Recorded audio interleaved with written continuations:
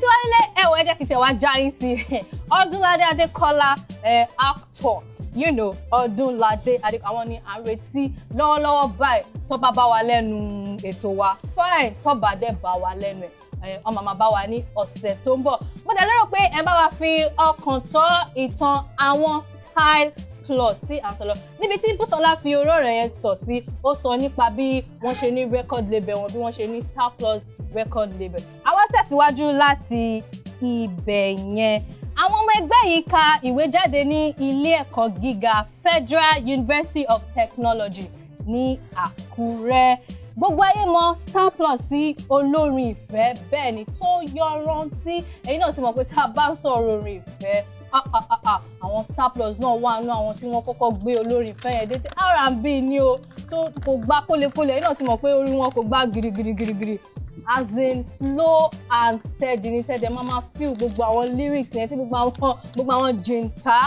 àwọn tó máa wọ gbogbo ọpọlọ yín gẹ́gẹ́ bí mo ṣe ń sọ lọ nígbà yẹn wọ́n wà ní mid-20s wọn gbogbo wọn gbà yẹn wọ́n wà bóyá bíi 24, 25 wọn ò níyàwó nílé ń gbà yẹn mi wà lè sọ báyìí bóyá wọ́n ti marry bẹ́ẹ̀ ni wọ́n wà ní mid-20s wọn Àbújá ni wọ́n tẹ̀dó sí gbogbo ayé sì máa ń fi wọ́n wé àwọn boys to men ti ìlú àwọn aláwọ̀ funfun ẹ̀yin náà ti mọ̀ pé bó ṣe máa ń kọrin wọn ó jọ bíi ti tá bá ń sọ̀rọ̀ àwọn Westlife tá bá ń sọ̀rọ̀ àwọn boys to men ẹ̀yin náà ti mọ̀ pé àwọn olórin ìfẹ́ tọ̀hún ní ẹ̀dẹ̀ mọ́ bí gbogbo yẹn ṣe ó máa ń fi àwọn Style Plus ó máa ń fi wọ́n wé àwọn boys to men nígbà yẹn níbi tí ohun orin wọn tó dùn dé ẹ̀yin náà dẹ̀ ti mọ̀ pé orin tó lè mú ọkàn ṣubú sínú ìfẹ́ tó máa mú ọkàn báyìí tó máa mú ọkàn ṣubú sínú ìfẹ́ orin tó lè mú yín ronú sọnù sínú ìfẹ́ òun ni àwọn Style Plus ni wọ́n máa ń ṣe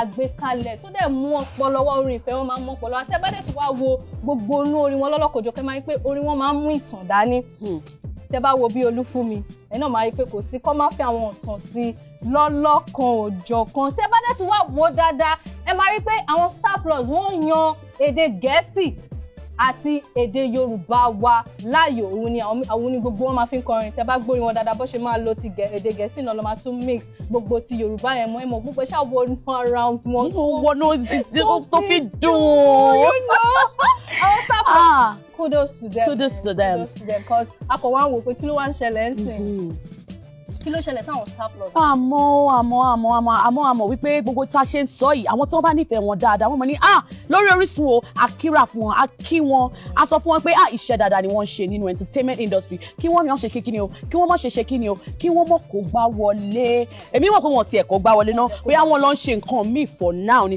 àmọ́ a nílò yín dáadáa nínú industry o àwo nínú àwọn àwo tó ti ẹ̀ gbé jáde méjì tí wọ́n kọ́ gbé jáde òun ni Olúfúnmi Imagine that àti Call My Name àti Stay Alive àti 4 years now aka àwọn orin mọ́ dùn o they still dey carry like Orísun nobody go solo Baba God yo na your grace yo na your grace yo. Èwo ni case wà bẹ́ẹ̀ náà ó ti ń pọ̀ náà. Jẹ́ sọ fún ara lé ní oṣù February ní ọdún 2006 wọ́n jáde pẹ̀lú album kan kí ni album yẹn 11 tracks ló wà nínú album yẹn wọ́n title ẹ̀ ní Expressions. máa sign. àti sign ara wa ready. máa tún ẹ sign. wàá tún mi sign. ó lè pé wà máa sign it in. Oh my God. You wanna make me cry? Okay. Àwọn albums tí wọ́n gbé jáde àwọn tracks tó wà nínú albums yìí ẹ wò ó dùn ó kí ó dùn ó yí bóbó ó ṣe é gbọ́ ó dùn jó sí Àyìnkẹ́ ó dùn jó sí mo ti Michael Jackson lọ ni.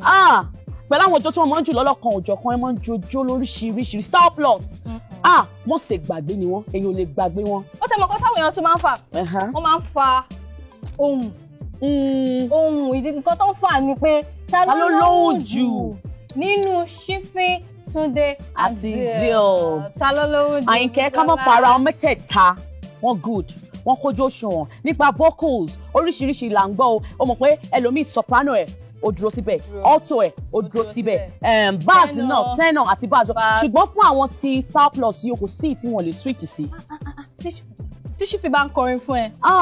Shifi tiẹ̀ ọmọ ohun ó máa ń lọ lóní kò gbá kólekóle á tún rọra máa mú wọnú ara wọn. Àwọn èèyàn tiẹ̀ mọ̀ ní èwo ni ṣíṣe ìtò sanra lára wọn òun. Ìtò sanra kò sí ìtò sanra jù. Ìkan sanra díẹ̀ olómi lára díẹ̀. Shifi wá ṣọ́bì. Olómi lára lé dáadáa. Ezil lẹ́pa Túndé náà ó lómi lára díẹ̀. Ọmọ á jà nígbà yẹn pé ta ló lóhùn jù àmọ́ ó ń jà yẹn. Ta ló lóhùn jù? Màá mú Shifi. Gbogbo ẹ̀yà ara ilé jẹ́ kí n ja yín sí. Màá mú Shifi.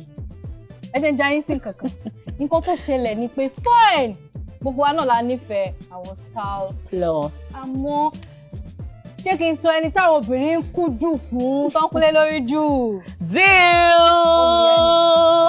Wọ́n máa wò pé tó bá kọrin nígbà tí Shifi bá kọ verse. Bẹ́ẹ̀ni. Tí Túndé bá kọ verse. Bẹ́ẹ̀ni. Gbogbo wa máa wò pé okay èèmọ̀ wọn máa look up to nǹkan tí ara ọ̀tọ̀ lòun máa ń bá jáde kalẹ̀.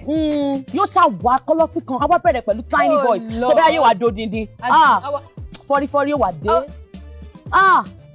Then òun náà dápẹ́ máa ń fi kàrámọ̀ sí tó bá ń describe orin. Ọmọ pé nínú àwọn P-Square àníkan tó jẹ́ pé ó máa ń kọrin àníkan tó jẹ́ pé tó bá fẹ́ kọrin ó máa ń fi àwọn kàrámọ̀ sí Zil máa ń sábà máa ń fi kàrámọ̀ sínú orin. We still the carry go. Mo like verse Zil.